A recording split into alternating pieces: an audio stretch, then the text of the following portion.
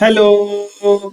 हाथ क्यों हिला रहे हो सर? हाथ नहीं हिला रहा, नंबर 5 दिखा रहा हूँ। ये देखो, पांचवा और आखिरी टॉपिक लेके आपके सामने हाजिर है। Preparation of financial statements, financial statements की प्रिपरेशन। इस चैप्टर के 4 टॉपिक हम खत्म कर चुके हैं। चारों टॉपिक के ऊपर जितने प्रैक्टिकल क्वेश्चन है वो समाप्त कर चुके हैं। टॉपिक नंबर 5 को समझ लेते हैं। इसके ऊपर भी जो क्वेश्चन है फिर उसको भी समाप्त कर लेंगे, तो ऑल इन ऑल चैप्टर ही जो है वो ध्वस्त हो जाएगा। सर आगे का चैप्टर आसान है या मुश्किल? जैसा पिछला रहा उससे भी आगे का आसान है। सर हमें ना P and L balance sheet बनाने में सच्ची में बचपन से बड़ी दिक्कत होती है सर, ईमानदारी से कह रहे हैं, बड़ी परेशानी आती है सर। सर कैसे करेंगे बताओ? पेपर में आप कह रहे हो कि यहाँ से क्वेश्चन आएगा ही आएगा। हाँ आएगा तो सही, लेकिन P and L balance sheet बनाने में तुम्हें दिक्कत नहीं आएगी, इस बात का वादा है। लेकिन मेरे से आप दो चीजों की गारंटी दो। पहले नंबर 1 चीज सुनेंगे बहुत ध्यान से, नंबर 2 चीज रिवीजन बहुत अच्छे से करेंगे उसकी पूरे तरीके से। सर हम दोनों वादा आपसे करते हैं, हाथ आगे बढ़ा के आंखें बंद करके हम कसम खा के कहते हैं कि यस सर, हम पढ़ेंगे भी, सुनेंगे भी और अच्छे से रिवीजन भी करेंगे। फिर तो कोई दिक्कत ही नहीं, कैसी भी कोई परेशानी नहीं। आओ जरा देखो, अब चीजों को सुनना शुरू करो। Financial statements preparation. देखो भाई दोस्त, अकाउंटिंग साइकिल का आखिरी स्टेप होता है ये।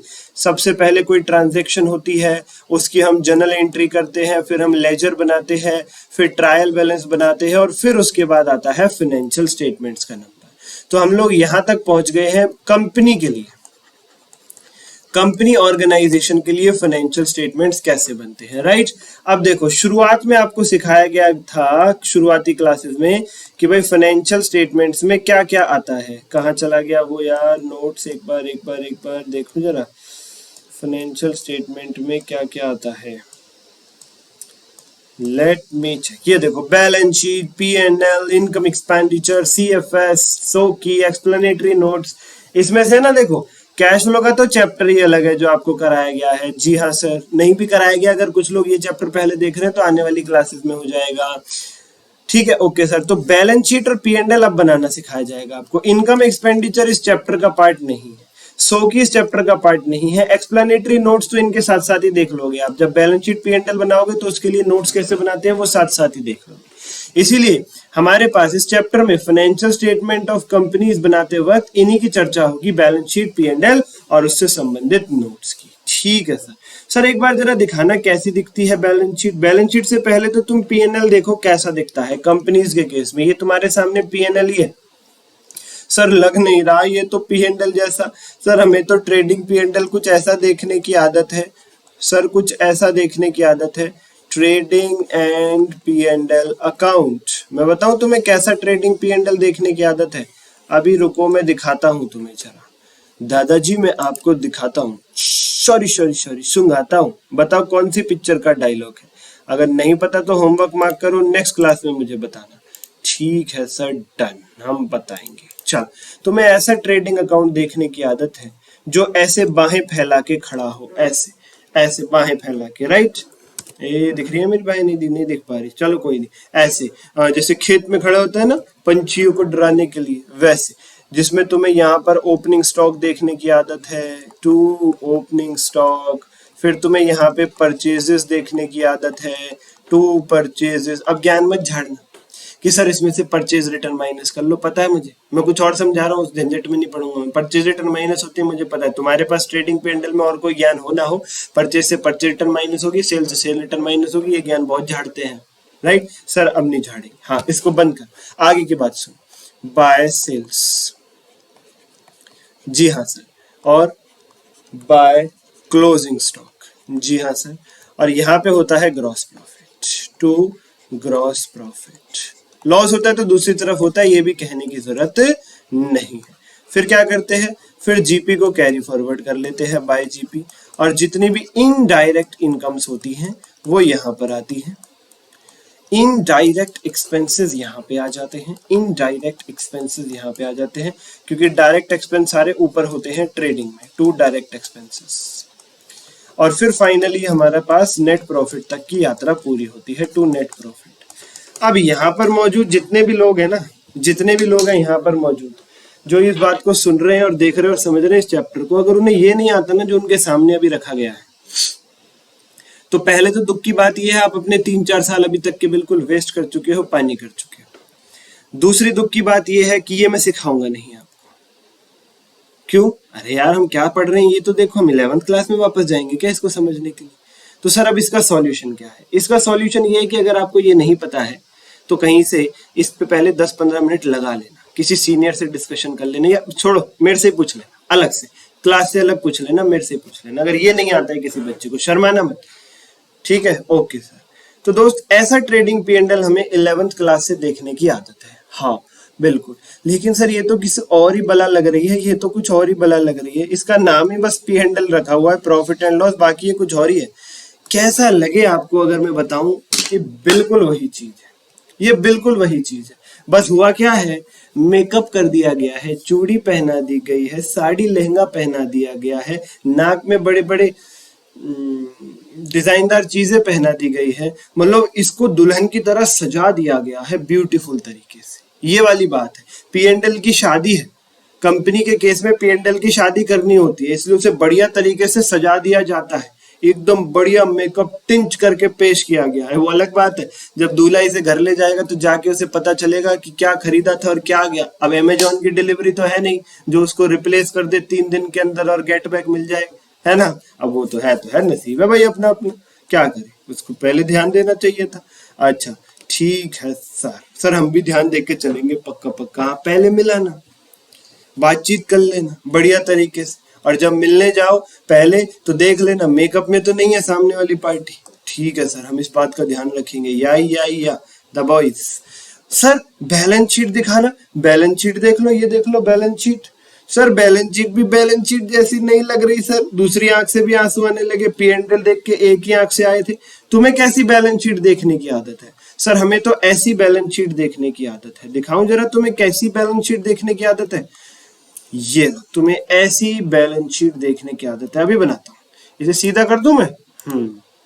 तब तक तुम भी जो लोग लेट के क्लास देख रहे हो सीधे हो जाओ जरा, तुम भी थोड़ा सीधे हो जाओ, लेट के क्लास देख रहे हो नलायकों।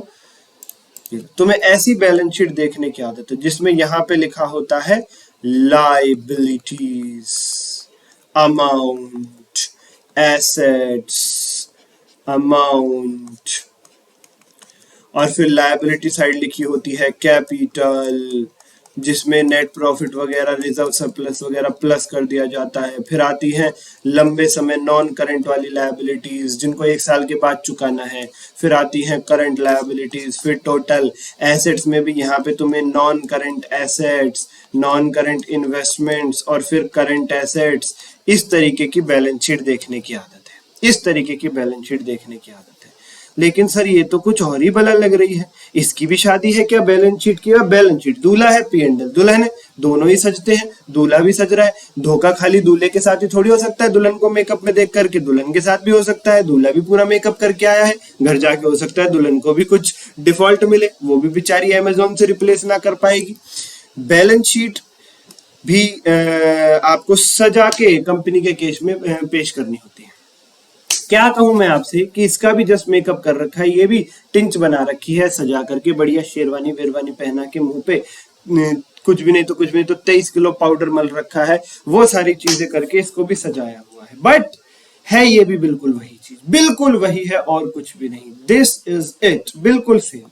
तो सर अगर आप कह ही रहे हो तो पक्का कुछ सोच समझ के ही कह रहे होगे कि ट्रेडिंग P&L बिल्कुल ऐसा ही है वो भी, और बैलेंस शीट भी बिल्कुल ऐसी है वो भी। तो सर जरा हमें ये बात प्रूव भी कर दो ना, थोड़ा सा समझा भी दो, क्योंकि सर हम इंडिविजुअल और पार्टनरशिप फर्म की बैलेंस शीट P&L जो अभी आप दिखा रहे हो वो तो बनाना जानते ही है।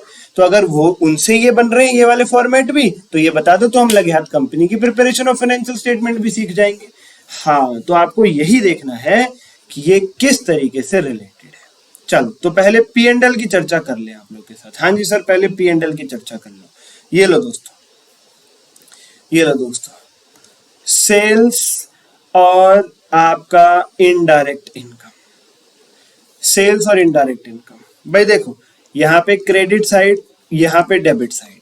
डेबिट साइड सारे खर्चे होते हैं, एक्सपेंसेस, जी हाँ सर, और क्रेडिट साइड सारी इनकम्स होती है। बिल्कुल सर। तो देखना जरा यहाँ पे कौन कौन सी इनकम दिख रही है। इनकम नंबर 1 सेल्स, और income number 2 indirect income, indirect income. हाँ जी सर ये जीपी भी तो इनकम है। अरे वो तो फिर उसमें से खर्चे वर्चे काट के फाइनल इनकम नेट प्रॉफिट बनती है ना, तो फाइनल नेट प्रॉफिट की बात करेंगे, वो जीपी वीपी की बात नहीं करते बीच में। जीपी तो यहाँ भी है और यहाँ भी एक कट जाता है, तो आपस में एक बार डेबिट साइड आ रहा है, एक बार क्रेडिट साइड आ रहा है, कट गया। और क्लोजिंग स्टॉक कोई इनकम नहीं है आपकी, वो तो यहाँ पे एडजस्टमेंट्स है, कॉस्ट ऑफ गुड सोल्ड की एडजस्टमेंट के तौर पे क्लोजिंग स्टॉक यहाँ लिखा होता है, वो इनकम नहीं होती है आपकी। तो बेसिकली हमारी दो इनकम है P and L trading account में क्रेडिट साइड, एक सेल और एक इनडायरेक्ट इनकम। इन दोनों इनकम्स को उठा के एक साथ लिख दिया, इन दोनों इनकम्स को उठा के एक साथ लिख दिया, ये रही सेल्स और ये रही इनडायरेक्ट इनकम। सर उठा के एक जगह लिख दिया ये तो ठीक है, बट कहीं हमें सेल वर्ड तो लिखा हुआ नजर नहीं आ रहा, इनडायरेक्ट इनकम तो नहीं दिख रहा। हाँ, सेल का नाम भी बदल देते हैं, उठा के यहाँ पर लिखते वक्त सेल का नाम भी बदल दिया उन्होंने। क्या नाम रख दिया? Revenue from operation. कुछ नहीं है, सेल है ये, कुछ नहीं है, सेल है ये, नाम बदल दिया, नाम बदल दिया। सिंह इज किंग पिक्चर में कैसे कहता है, अरे यार ये बार बार इजिप्ट इजिप्ट क्यों कह रहे हैं, अस्सी ने तो ऑस्ट्रेलिया की फ्लाइट पकड़ी थी। वो कहता है ना आजकल नाम बदलने का फैशन है, लखन पाजी लक्की हो गया, इसी तरीके से ऑस्ट्रेलिया इजिप्ट हो गया, तो नाम बदलने का फैशन है। सेल बदल के क्या हो गई? रेवेन्यू फ्रॉम ऑपरेशन हो गई, सेल बदल के रेवेन्यू फ्रॉम ऑपरेशन बन गई, चीज वही है, नाम बदल गया बस। और इनडायरेक्ट इनकम का नाम बदल के रख दिया इन्होंने अदर इनकम, और इन दोनों के टोटल को फिर इन्होंने नाम दिया टोटल रेवेन्यू। क्या नाम दिया? Total revenue. देखो भाई हम क्या बना रहे हैं, हम बना रहे हैं प्रॉफिट एंड लॉस अकाउंट। खुद प्रॉफिट एंड लॉस अकाउंट का नाम भी बदल के statement of profit and loss रखा जाता है कंपनी के केस में। कंपनी वाले कहते हैं हम पी एंड एल अकाउंट को पी एंड एल अकाउंट नहीं बोलेंगे, statement of profit and loss बोलेंगे। और ये बात है, और ये फॉर्मेट सब कहां लिखा हुआ है? ये कंपनीज एक्ट के शेड्यूल 3 में लिखा हुआ है। Financial statement of company are prepared as per schedule 3। तो जो कुछ भी हम पढ़ रहे हैं फॉर्मेट देख रहे हैं, ये कंपनीज एक्ट 2013 ने बताया हुआ है। इसमें हम अपनी तरफ से कोई चेंजेस नहीं कर सकते, बस जो उन्होंने बताया उसे समझ सकते हैं, यही है हमारे ऊपर, ठीक है। हालांकि यहाँ पे ये एंड वर्ड मुझे बुरा लग रहा है, क्योंकि प्रॉफिट एंड लॉस कभी भी साथ में नहीं हो सकते, या तो प्रॉफिट होगा या लॉस होगा, और आना चाहिए था, बट ये लिखा हुआ है, वहां तो लिखा हुआ है। तो ऊपर लिखते हैं सबसे पहले कंपनी का नाम, फिर लिखते हैं statement of profit and loss, फिर कौन से साल के लिए बना रहे हैं, फिर यहाँ पे पर्टिकुलर नोट नंबर और 2 साल का डाटा पेश करते हैं, करंट ईयर और एक प्रीवियस ईयर। सर हमने तो कभी ऐसा ट्रेडिंग पी एंड एल बनाया नहीं, बैलेंस शीट बनाई नहीं जिसमें 2 साल का डाटा लिखे। कंपनियों के केस में 2 साल का प्रेजेंट करते हैं, ताकि साथ के साथ कंपैरिजन भी हो सके कि भाई पिछले साल के कंपैरिजन में इस साल क्या क्या चेंजेस आए हैं, कोई फिगर बढ़ गई है या कोई फिगर घट गई है, इसलिए 2 साल का डाटा पेश करते हैं, करंट ईयर जो अभी अभी खत्म हुआ है और उससे पिछला साल। ठीक है सर, ठीक है, ओके जी। अच्छा, तो ये हम पी एंड एल से क्या निकालते हैं? हम पी एंड एल से सर हासिल करते हैं प्रॉफिट। प्रॉफिट के लिए हमें क्या चाहिए? टोटल इनकम चाहिए, वो हमने निकाल ली, और टोटल खर्चे और चाहिए, माइनस कर देंगे तो प्रॉफिट निकल के आ जाएगा। अब आओ यहाँ पे, अब आओ यहाँ पे, ये लो जी। अब दोस्तों बहुत ध्यान से सुनने का समय आ गया है। अब मैं पेन का कलर भी चेंज कर लेता हूँ, मैं इसको इस वाले कलर से लिखूंगा, स्काई ब्लू कलर से, ठीक है। खर्चे कौन कौन से दिख रहे हैं अब आपको यहाँ पे? सर खर्चे साइड हमारे पास ये चीजें हैं, ओपनिंग स्टॉक है, परचेजेस है, और सर हमारे पास डायरेक्ट और इनडायरेक्ट एक्सपेंसेस है, ये सारी चीजें हैं, ठीक है। अब सुनो दो, स्टॉक में भी ना बाइफर्केशंस होती हैं, तो पहले ये चीज समझ के चलना आप। सबसे पहले स्टॉक में भी बाइफर्केशंस होती है। स्टॉक भी कई प्रकार का हो सकता है। कितने प्रकार का हो सकता है बता दूं? सर 2 प्रकार का, ओपनिंग स्टॉक, क्लोजिंग स्टॉक। नहीं, गलत। स्टॉक इतने प्रकार का हो सकता है जो मैं बता रहा हूं, raw material, work in progress, finish goods, और स्टॉक इन ट्रेड एसआईटी, और stock in trade SIT. Raw material, work in progress, finish goods और एसआईटी यानी स्टॉक इन ट्रेड। सर ये क्या बात होगी? सर ये क्या बात होगी? कुछ हजम सी नहीं हुई, बताऊं जरा? अभी रुको 1 मिनट। ये लो दोस्तों, अगर आप एक मैन्युफैक्चरिंग एंटिटी है जो खुद सामान बना के बेचते हैं, तो आपको पहले रॉ मटेरियल होगा आपके पास, फिर उसको आप वर्क इन प्रोग्रेस में कन्वर्ट करोगे, तब जाके वो कहीं फिनिश गुड्स बनेगा। और अगर आप एक ट्रेडिंग ऑर्गेनाइजेशन है, होलसेलिंग ऑर्गेनाइजेशन है, सामान खरीदते हैं और आगे बेच देते हैं जस्ट अपना मार्जिन ऐड करके, आप खुद प्रोड्यूस नहीं करते हैं, तो उस सामान को स्टॉक इन ट्रेड कहते हैं, उस सामान को स्टॉक इन ट्रेड कहते हैं, ठीक है।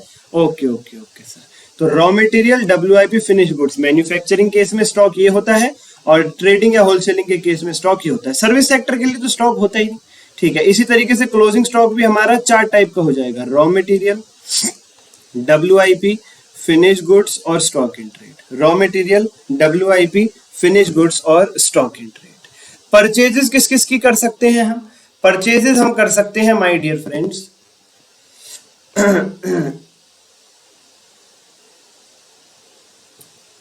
एक तो रॉ मटेरियल की और एक एसआईटी की। सेल किस किस की कर सकते हैं हम? सेल कर सकते हैं हम फिनिश गुड्स की और एक एसआईटी की, एक फिनिश गुड्स की और एक एसआईटी की। क्यों सर? पहले तो ये बताओ, परचेज में आपने लिखा खाली रॉ मटेरियल और एसआईटी। रॉ मटेरियल खरीदेंगे समझ में आता है, क्योंकि जब रॉ मटेरियल खरीदेंगे तभी उसको कन्वर्ट करके वर्क इन प्रोग्रेस या फिनिश गुड्स बनाएंगे। ठीक है, मैं एक एग्जांपल देता हूं। हमने केमिकल खरीदा, तो केमिकल है हमारे लिए रॉ मटेरियल। केमिकल से फिर हम उसको ड्राई करके सोप बनाते हैं, सोप बन जाता है तो वर्क इन प्रोग्रेस हो जाता है। और फिर सोप को बढ़िया सी शेप में लाके, बलखाती लहराती शेप में लाके पैक करके आगे बेच देते हैं। जब पैकिंग में वो कंडीशन में आ जाता है तब वो फिनिश गुड्स बन जाता है। ठीक है, तो माय डियर फ्रेंड्स, हम ओपनिंग स्टॉक में हमारे पास रॉ मटेरियल भी हो सकता है, केमिकल बचा हुआ, हमारे पास हो सकता है सोप बचे हुए हो अभी जिनकी पैकिंग करना बाकी है, WIP हो सकता है, और जो बिल्कुल पैक होकर तैयार हो बिकने की कंडीशन में वो फिनिश गुड्स भी हो सकते हैं। और अगर हम खरीद ही रहे हैं डायरेक्ट सोप आगे बेचने के लिए तो वो एसआईटी के रूप में होगा। लेकिन बात अगर परचेज की आएगी तो हम वर्क इन प्रोग्रेस कभी भी नहीं खरीदते, हम केवल रॉ मटेरियल और एसआईटी ही खरीद सकते हैं। ठीक है, हम फिनिश गुड्स नहीं खरीदेंगे। फिनिश गुड्स का मतलब खरीदने का क्या हो जाएगा? हमने खरीदा, बना बनाया और आगे बेच दिया, तो उसको नाम में स्टॉक इन ट्रेड देके चल तो रहा हूं, फिर वो स्टॉक इन ट्रेड ही बन गया ना। फिर अगर आप फिनिश गुड्स खरीद रहे हो तो मतलब वो स्टॉक इन ट्रेड ही बन गया अपने आप में। आप साबुन खरीद रहे हो, बना बनाया, पैक्ड, बिल्कुल आगे बेचोगे, आप रिटेलर हो, दुकानदार हो, तो फिनिश गुड्स फिर एसआईटी बन गया आपके लिए, वो ऑलरेडी एसआईटी के नाम से मौजूद है यहाँ पे। ठीक है सर, और WIP क्यों नहीं खरीदते हम? वर्क इन प्रोग्रेस क्यों नहीं खरीदते हम? यार ऐसा कोई होता है क्या प्रोडक्ट खरीद रहे हो और पैक करके उसे खुद बेच रहे हो? ऐसा कुछ होता है क्या? कहीं नहीं। तो फिर ठीक है सर, साबुन पूरा खरीद रहे हो, पैकिंग अपनी कर रहे हो, ऐसा नहीं होता। ठीक है ना, ओके जी। अच्छा, तो और सर सेल, रॉ मटेरियल की सेल नहीं होगी? रॉ मटेरियल की सेल नहीं हो सकती, क्यों? अरे अगर तुमने केमिकल खरीद के आगे बेच दिया तो फिर तो तुम केमिकल के ट्रेडर हो गए ना, फिर तो तुम केमिकल के ट्रेडर बन गए। फिर तो केमिकल तुम्हारे लिए एसआईटी या स्टॉक इन ट्रेड है, तुम उसे खरीद के आगे बेच रहे हो तो वो तो एसआईटी बन गया, फिर तो वो एसआईटी में आ जाएगा यहाँ पे। जी हाँ सर, जी हाँ। ऐसे ही अगर आप खुद सामान बना के बेच रहे हो तो फिनिश करोगे जब उसको, तभी तो बेचोगे। या तो फिनिश करके खुद मैन्युफैक्चर करके बेचो तो फिनिश गुड्स की सेल हो सकती है, या स्टॉक इन ट्रेड की सेल कर लो, दैट्स इट। अगर रॉ मटेरियल खरीद के आगे बेच दो तो स्टॉक इन ट्रेड में आ जाएगा। ठीक है सर, ठीक है, ठीक है। तो ये बात हो गई अपने पास पहले तो ये वाली। अब सुनो सारी बात, आपको यहाँ पे क्या क्या देखने को मिल रहा है? आपको यहाँ पे देखने को मिल रहा है सबसे पहले कॉस्ट ऑफ मटेरियल कंज्यूम्ड। ये किस चीज का नाम है दोस्त? ये है opening stock of raw material plus raw material purchased minus closing stock of raw material. मतलब ये चीज है, ये। अब मैं इसको पिंक कलर के हाइलाइटर से मार्क करूंगा भाई, मीडियम में ही मुझे पिंक कलर लेना होगा, रुको जरा। यस, ये लो, रॉ मटेरियल का opening stock plus raw material की परचेज, और इधर से माइनस क्लोजिंग स्टॉक को एडजस्ट करते हुए जो फिगर आएगी वो उठा के वहां लिख दी जाती है। ठीक है, तो ये 3 आइटम कंसिडर हो गए यहाँ पे, opening stock of raw material plus raw material purchase, और क्लोजिंग स्टॉक दूसरी तरफ लिखा हुआ है, मतलब वो माइनस होगा। Minus closing stock of raw material करके एडजस्ट करके जो फिगर आती है वो यहाँ पे लिख दी जाती है कॉस्ट ऑफ मटेरियल कंज्यूम्ड के नाम से। फॉर एग्जाम्पल आपके पास रॉ मटेरियल था 10,000 रुपए का, ओपनिंग रॉ मटेरियल आपके पास, ओपनिंग रॉ मटेरियल 10,000 रुपए का था, आपने रॉ मटेरियल 40 का और खरीदा, टोटल 50,000 का केमिकल हो गया आपके पास। बट एंड में आप देख रहे हो कि 20,000 का ही केमिकल बचा हुआ है, तो बाकी 30,000 का केमिकल कहाँ गया? आपने कंज्यूम कर लिया उसको, आपने प्रोडक्शन में यूज कर लिया उसको, कंज्यूम कर लिया तो वो आपका खर्चा बन गया। जो भी चीज आप प्रोडक्शन में यूज करते हो तो एक्सपेंस बन गया ना, इसलिए वो एक्सपेंस में दिख जाएगा वहां पे, वो जो 30,000 का आएगा आपके पास कॉस्ट ऑफ मटेरियल कंज्यूम। ठीक है सर, नेक्स्ट आइटम क्या लिखा हुआ है वहां पे? Purchases of stock in trade, वो ये रही purchases of stock in trade, ये रही purchases of stock in trade, ये भी कंसिडर हो गया। ठीक है, उसके बाद और क्या लिखा हुआ है वहां पे? चेंजेस इन इन्वेंटरीज, ये बहुत महत्वपूर्ण चीज है दोस्त, ये बहुत ज्यादा महत्वपूर्ण चीज है। चेंजेस इन इन्वेंटरीज, इसे समझाता हूं मैं।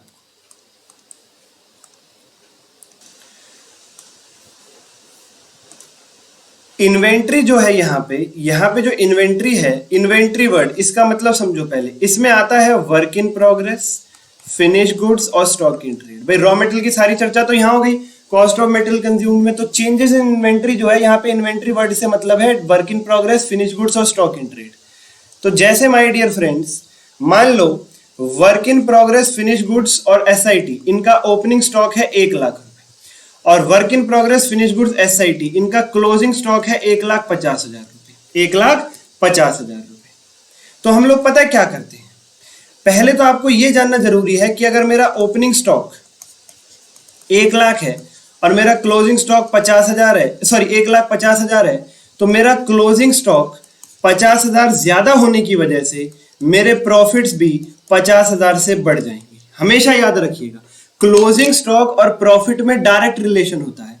अगर क्लोजिंग स्टॉक ज्यादा है तो प्रॉफिट भी ज्यादा होगा, और ओपनिंग स्टॉक कम है तो प्रॉफिट कम होगा आपका। ये बात हमेशा याद रखिएगा। तो अगर क्लोजिंग स्टॉक 50,000 से ज्यादा है, इसका मतलब आपका प्रॉफिट 50,000 से ऊपर है, आपका प्रॉफिट 50,000 से ऊपर है। तो माय डियर फ्रेंड्स, आप मुझे खाली एक बात बताओ, अगर मेरा WIP फिनिश गुड्स एसआईटी का ओपनिंग स्टॉक 1 लाख है और WIP फिनिश गुड्स एसआईटी का क्लोजिंग स्टॉक 1.5 लाख है, मतलब मेरा 50,000 से क्लोजिंग स्टॉक ऊपर है, मतलब मुझे 50,000 से अपने प्रॉफिट्स बढ़ाने हैं, मुझे 50,000 से अपने प्रॉफिट्स बढ़ाने हैं। तो हम पता है क्या करते हैं, हम कुछ ऐसा करते हैं, यहाँ पे opening stock 1 lakh minus closing stock 1,50,000 और ब्रैकेट लगा के लिख देते हैं 50,000, तो हमारा प्रॉफिट बढ़ जाता है 50,000 से। सर बात कुछ हजम नहीं हुई। माय डियर फ्रेंड्स, ये क्या हेडिंग चल रही है अभी, एक्सपेंसेस हेडिंग चल रही है। एक्सपेंसेस को घटाओगे तभी तो प्रॉफिट बढ़ेगा। प्रॉफिट बढ़ाने में आपको 2 ऑप्शन दिए जा रहे हैं कि भाई एक्सपेंस को बढ़ाओ या एक्सपेंस को घटाओ। कैसे इंक्रीज होगा प्रॉफिट? सर हम जब दूसरा ऑप्शन चूज करेंगे एक्सपेंस को घटाने वाला, तब प्रॉफिट बढ़ेगा। तो माइनस ब्रैकेट का क्या मतलब होता है, घटाना किसी भी चीज को। तो एक्सपेंसेस को अगर हम ब्रैकेट लगा के लिख देंगे, मतलब हम एक्सपेंसेस को नीचे गिरा रहे हैं, मतलब हम अपने प्रॉफिट को बढ़ा रहे हैं, और वही काम तो करना होता है हमें, वही काम तो करना होता है हमें। ठीक है सर, तो इन तीनों का WIP finish good stock in trade, तीनों का ओपनिंग स्टॉक ले लेंगे, उसमें से तीनों का क्लोजिंग स्टॉक माइनस कर देंगे। अगर फिगर क्लोजिंग स्टॉक वाली ज्यादा है तो ब्रैकेट लगा देंगे, अगर फिगर क्लोजिंग स्टॉक वाली कम होगी तो ब्रैकेट नहीं लगाएंगे, तो ब्रैकेट नहीं लगाएंगे। फिर मतलब हमें प्रॉफिट को नीचे गिराना है, फिर खर्चे को बढ़ाना ही है, फिर ब्रैकेट मत लगाओ, खर्चे को सीधा सीधा लिखो, तभी वो खर्चा बढ़ेगा, पॉजिटिवली लिखो फिर। ठीक है, ओके सर, ओके, ठीक है। तो और ये जो सेल है ये तो आई गई ऊपर रेवेन्यू फ्रॉम ऑपरेशन के नाम से, दोनों आ जाती है उसमें, फिनिश गुड्स की भी सेल और स्टॉक इन ट्रेड की भी सेल। तो कोई दिक्कत ही नहीं, कैसे भी कोई दिक्कत नहीं, कैसे भी हो गया आपका पूरा ये अकाउंट समाप्त। हाँ जी सर, बस ये रह गया इसमें डायरेक्ट और इनडायरेक्ट एक्सपेंसेस। इनडायरेक्ट इनकम भी आ गई सर अदर इनकम के नाम से। तो बस यही चीज रह गई, डायरेक्ट एक्सपेंसेस और इनडायरेक्ट एक्सपेंसेस। ये किस प्रकार से हैं? ये कुछ इस प्रकार से हैं दोस्तों कि डायरेक्ट और इनडायरेक्ट एक्सपेंस का भेद मिटा दिया गया है और एक्सपेंसेस की एक अलग लिस्ट बनाई गई है। कैसे? पहले employ benefit expense, salary, wages, gratuity, जो भी आप एम्प्लॉयज को पे करते हो, ट्रेनिंग कॉस्ट वगैरह वगैरह, एम्प्लॉय बेनिफिट एक्सपेंसेस। ब्याज के खर्चे, जो भी उधारी चल रही है उस पे जो ब्याज, finance cost, depreciation tangible fixed assets पे और इंटेंजिबल अमोर्टाइजेशन। और इनसे अलग कोई भी खर्चा है तो अदर एक्सपेंसेस के नाम से। इनसे अलग अगर कोई भी खर्चा है तो अदर एक्सपेंसेस के नाम से। ठीक है, ठीक है। मतलब मेनली कंपनीज वाले ये कहते हैं कि 3 खर्चों को हाईलाइट करो। एम्प्लॉय बेनिफिट के लिए क्या खर्चा कर रहे हो, ब्याज कितना चल रहा है तुम्हारे ऊपर, डेप्शन अमोर्टाइजेशन क्या है, बाकी खर्चों को अदर एक्सपेंसेस के नाम से डाल दो। डायरेक्ट इनडायरेक्ट का भेद मिटा दिया गया। डायरेक्ट एक्सपेंसेस में वेजेस लिखा जाता है और इनडायरेक्ट में सैलरी। तो इंडिविजुअल और पार्टनरशिप फर्म वाले जब अपना ट्रेडिंग P&L बनाते हैं तो डायरेक्ट और इनडायरेक्ट का भेद करते हैं। वो वेजेस को डायरेक्ट एक्सपेंस में दिखाते हैं, सैलरी को इनडायरेक्ट एक्सपेंस में दिखाते हैं। लेकिन वो यहाँ पे एक ही हेडिंग से दिखाते हैं, कंपनी वाले एम्प्लॉय बेनिफिट एक्सपेंस, इसी में सैलरी, इसी में वेजेस। ब्याज और डेप्शन को अलग से हाईलाइट करते हैं और फिर अदर एक्सपेंसेस। ठीक है सर, तो फाइनली आपका निकल के प्रॉफिट आ जाता है। आपको टोटल इनकम मिल गई और यहाँ पे टोटल एक्सपेंसेस मिल जाएंगे। टोटल इनकम से टोटल एक्सपेंसेस माइनस करोगे तो आपको प्रॉफिट भी मिल जाएंगे, तो आपको प्रॉफिट भी मिल जाएंगे। ठीक है सर, नो प्रॉब्लम। ठीक है, ठीक है। अब सर हम इसे याद कैसे करें? भाई देखो, ऊपर वाला पोर्शन तो बहुत आसान है, इनकम वाला। तो सेल और अदर इनकम, सेल का नाम है revenue from operation plus other income is equal to total revenue, या टोटल इनकम भी कह सकते हैं आप इसको। ठीक है, अब एक्सपेंसेस माइनस करने तो प्रॉफिट आ जाएगा। अब एक्सपेंसेस याद करने लायक चीज है बस। इसका आप नेमनिक कोड बना लो, इसका आप नेमनिक कोड उठा लो। कॉस्ट ऑफ मटेरियल कंज्यूम्ड का C उठा लो, purchase of stock in trade का परचेज उठा लो, चेंजेस इन इन्वेंट्री का I उठा लो, एम्प्लॉय बेनिफिट एक्सपेंस का E उठा लो, फाइनेंस कॉस्ट का F उठा लो, डेप्शन का D उठा लो और अदर एक्सपेंसेस का O उठा लो। देखते हैं जरा ये क्या बनेगा, इसका कुछ बनाने की कोशिश करते हैं जरा। ये देखो, DIE die, COP cop, F मर गया, डाई कॉप F। कॉप पता है ना, पुलिस वाले को कहते हैं कॉप। डाई कॉप, कौन सा पुलिस वाला मर गया जिसका नाम था F। अब F किसी का नाम हो नहीं सकता ना, तो ठीक है, बुरी बात नहीं बोलनी चाहिए ना किसी के लिए। अब ना किसी का F नाम होगा ना हमारी बात बुरी लगेगी किसी को। Die cop F। D से डेप्शन एंड अमोर्टाइजेशन, I से चेंजेस इन इन्वेंट्रीज, E से एम्प्लॉय बेनिफिट एक्सपेंस, C से cost of material consumed, O से अदर एक्सपेंस, P से purchases of stock in trade और F से आपका finance cost. Die cop F। बस ये ध्यान रखना, कॉस्ट ऑफ मेटल कंज्यूम कैसे निकालते हैं, opening raw metal plus purchase of raw metal minus closing raw metal. Changes in inventory कैसे निकालते हैं, WIP फिनिश गुड्स और स्टॉक इन ट्रेड तीनों का ओपनिंग स्टॉक माइनस तीनों का क्लोजिंग स्टॉक। नेगेटिव आए तो ब्रैकेट लगा देना, पॉजिटिव आए तो मत लगाना। ओके सर लेकिन ये ना अभी और भी तो रहता है आपका P&L। आगे देखो आप, P&L और भी रहता है, कितना सारा रहता है देखना सर। दोस्त ये कुछ भी नहीं पढ़ना, ये कुछ भी नहीं पढ़ना। लिखा हुआ यहाँ पे इसलिए है क्योंकि ये ना आपके शेड्यूल 3 से हमने उतारा है, पूरा स्टडी मेटेरियल में दे रखा है, तो फॉर्मेट तो एक बार के लिए पूरा ही लिख करके चलते हैं हम। शेड्यूल 3 ने जो बताया झलकी तो पूरी दिखाते हैं, लेकिन फिर सर पढ़ना क्यों नहीं है। ये सारा आपका एडवांस अकाउंट का पोर्शन है, ये सारा आपका ग्रुप 2 का पोर्शन है। ये आगे की सारी बातें अकाउंटिंग स्टैंडर्ड से रिलेटेड हैं। सर अकाउंटिंग स्टैंडर्ड तो हमारे ग्रुप 1 में भी है, ये सारी बातें उन अकाउंटिंग स्टैंडर्ड से रिलेटेड हैं जो ग्रुप 2 में है। तो ये आपको यहाँ पे किसी भी यूज का नहीं, ग्रुप 1 के अंदर ये वाला पोर्शन आप छोड़ सकते हो। सर हमें ऐसी बातें बड़ी प्यारी लगती है, सुनने में कितना अच्छा लग रहा है कि ये पोर्शन आप छोड़ सकते हो पूरे तरीके से, आप बिल्कुल छोड़ सकते हो, खुश हो लो तुम, ठीक है। ओके सर, चलो तो हमारा ट्रेडिंग P&L अकाउंट आप देख लो, बिल्कुल वही रहा ये तो। बस इसको बढ़िया तरीके से साथ सजा दिया, थोड़ी फॉर्मेटिंग डिफरेंट कर दी, थोड़ा सा नजरिया बदल दिया देखने का, बाकी ये बिल्कुल वही है। अब बैलेंस शीट, अब बैलेंस शीट भी बिल्कुल ऐसी निकलेगी। आओ जरा बैलेंस शीट देख लेते हैं। बैलेंस शीट में सबसे पहले तो क्या किया जाता है, ये बात आपने P&L में भी नोटिस करी होगी, ये बात आपने P&L में नोटिस करी होगी, जो इंडिविजुअल पार्टनरशिप फर्म है वो लेफ्ट राइट यानी इस तरीके से बनाते हैं, हॉरिजॉन्टल बनाते हैं, और कंपनीज एक्ट वाले उसको लंबा कर देते हैं यानी वर्टिकल कर देते हैं, ठीक है। इस वाले फॉर्मेट में एक्सपेंसेस लेफ्ट साइड पे हैं, इनकम राइट साइड पे है, यानी हॉरिजॉन्टल अप्रोच है ऐसे।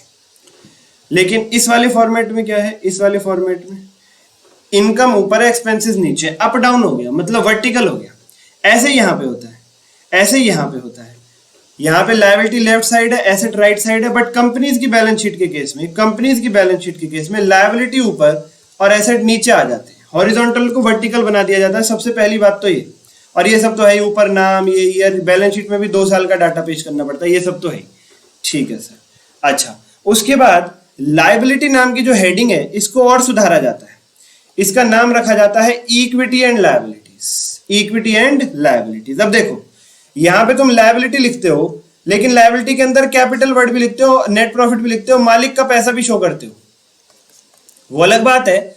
ये आप इसलिए शो करते हो यहाँ पे क्योंकि बिजनेस के लिए मालिक का पैसा भी एक लायबिलिटी ही है, बिजनेस के लिए मालिक का पैसा भी एक लायबिलिटी है, वो भी उसे कभी ना कभी वापस लौटाना ही है। जब बिजनेस बंद होगा तो कैपिटल और प्रॉफिट का पैसा मालिक तक ही पहुंचाया जाएगा, है वो उसके लिए एक लायबिलिटी ही। लेकिन फिर भी मेन लायबिलिटीज तो यही है ना, नॉन करंट लायबिलिटी और करंट लायबिलिटी। अगर बात खाली मेन लायबिलिटीज एक्सटर्नल लायबिलिटी की है, तो यहाँ पे लायबिलिटी भी है और मालिक का पैसा भी है, इसलिए इसकी हेडिंग खाली लायबिलिटी रखना ठीक नहीं। तो कंपनीज एक्ट वालों ने इसकी हेडिंग रखी equity and liabilities, equity and liabilities. Equity का मतलब मालिक का पैसा, मालिक का पैसा और बाहर वाली लायबिलिटीज। ओह ठीक है सर, ठीक है। मालिक के पैसे को फिर उन्होंने कैसे दिखाया, शेयर होल्डर फंड लिख के share capital reserve and surplus, share capital reserve and surplus, उसके बाद नॉन करंट लायबिलिटी, उसके बाद करंट लायबिलिटी, ठीक है। ये साइड पूरी हो गई सर। इधर क्या क्या है, non current asset, non current investment और करंट एसेट। ये देखो asset side non current asset, non current investment और करंट एसेट्स, ये वाली साइड भी पूरी हो गई, टोटल बात खत्म हुई। ये तो बड़ा आसान है सर, हाँ ये बड़ा आसान है, लेकिन थोड़ा सा डिटेल्ड है ये। बस नॉन करंट लायबिलिटी के कुछ उदाहरण भी लिखे हुए हैं, जैसे long term borrowing, DTL, other long term liability, long term provision. Current liability के कुछ उदाहरण भी लिखे हुए हैं, short term liability, trade payable, other current liability और शॉर्ट टर्म प्रोविजन। ऐसे ही नॉन करंट एसेट्स के एग्जांपल लिखे हुए हैं, PPE, intangible assets, capital work in progress, intangible asset under development, DTA, long term loan in advance, other non current assets, और current asset के भी example लिखे हुए हैं, current investment, stock, trade receivable, debtor वगैरह, और cash and cash equivalent. Sir इसमें से हमें ये बातें बताओ आप कौन कौन सी हैं। एक तो कैपिटल वर्क इन प्रोग्रेस हमने कभी नहीं सुना, इंटेंजिबल एसेट अंडर डेवलपमेंट कभी नहीं सुना, share application received against share warrant, share application money pending allotment, deferred tax asset sorry liability और डेफर्ड टैक्स एसेट, ये चीजें हमने कभी नहीं सुनी, ये हमें बता दो। बाकी तो देखी सी, जानी सी, पहचानी सी, पगली सी, अनजानी सी, दीवानी सी लग रही है हमें, बाकी को तो हम मैनेज कर लेंगे। देखो दोस्त, money received against share warrant कुछ नहीं है। अभी आपने शेयर इशू नहीं करे, पैसा लेकर के बैठे हुए, तो वो शेयर कैपिटल में जा नहीं सकता, इसलिए उसे यहाँ शो कर देते हैं। बिल्कुल वही चीज यहाँ पर भी है, ठीक है, ऐसे मान के चलो। Share application money pending allotment, ये साधारण तरीका है सीखने का। अगली बात, आपने देखो वारंट का मतलब है आपने गारंटी दे रखी है कि शेयर जब भी शेयर इशू होंगे तब आपको दे देंगे, और एप्लीकेशन मनी पेंडिंग अलॉटमेंट में ये है कि पैसा आ गया, शेयर देने ही वाले हो, थोड़ा टाइम लग रहा है, बस थोड़ा सा ही टाइम कम है बस शेयर देने में, वारंट में थोड़ा टाइम ज्यादा होता है, ठीक है। कैपिटल वर्क इन प्रोग्रेस का मतलब बिल्डिंग बना रहे हो आप एक बिल्डिंग बना रहे हो 10 फ्लोर की, ठीक है, 8 फ्लोर बन के तैयार है, तो अभी आप उसे प्रॉपर्टी प्लांट एंड इक्विपमेंट यानी प्रॉपर एसेट नहीं कह सकते, क्योंकि वो पूरे तरीके से बन के तैयार नहीं, तो तब तक आप उसे कैपिटल वर्क इन प्रोग्रेस में लिखोगे। खर्चा तो 8 फ्लोर में भी हुआ होगा, वो एसेट तो वो वैल्यू तो कहीं दिखानी है जितना खर्च कर चुके हो, तो वो कैपिटल वर्क इन प्रोग्रेस के नाम से दिखाओगे। ऐसे ही इंटेंजिबल एसेट्स अगर कोई डेवलपमेंट में है तो वो इंटेंजिबल एसेट अंडर डेवलपमेंट के नाम से आ जाएगा। और सर ये डेफर्ड टैक्स एसेट और डेफर्ड टैक्स लायबिलिटी क्या है, ये आपको मैं नहीं बताने वाला, क्योंकि ये AS22 का काम है, accounting for taxes on income, ठीक है। ये आपको यहाँ पे देख करके नहीं चलना है, जैसे P&L में कुछ पोर्शन छोड़ा था वैसे ये पोर्शन यहाँ पे छोड़ दिया है, बस इतना पता होना चाहिए। Deferred tax liability non current liability होती है, deferred tax asset non current asset है आपका, ठीक है सर, ठीक है, बस इतनी सी बात है। तो दोस्तों आपका 5वां टॉपिक यहाँ पे समाप्त हो जाता है। अगर बात कॉन्सेप्चुअल चर्चा की आ रही है, preparation of financial statement, everything is over. Conceptually 5वां टॉपिक जो है समाप्त होते हैं, द टॉपिक्स आर ओवर। अब क्या रह गया है बकाया हमारे पास, कुछ भी खास बकाया नहीं रह गया हमारे पास। अब क्वेश्चन और क्वेश्चन 5वें टॉपिक के ऊपर, जो अगली आने वाली क्लिप्स हम शुरू करेंगे। तब तक के लिए thank you, bye bye and take.